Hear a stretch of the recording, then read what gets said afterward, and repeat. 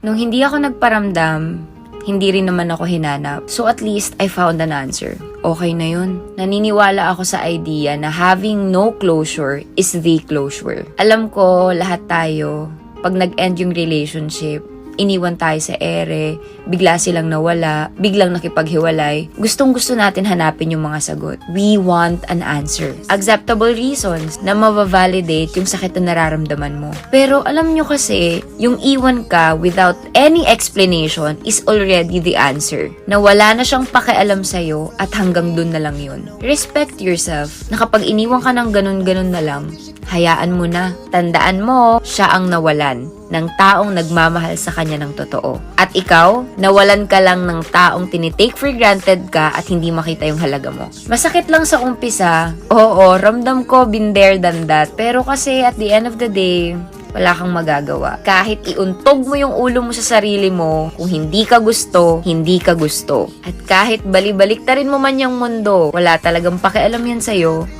kung ayaw niya sa'yo. At hindi niya makikita ang halaga mo kasi never niya naman talagang tiningnan yun.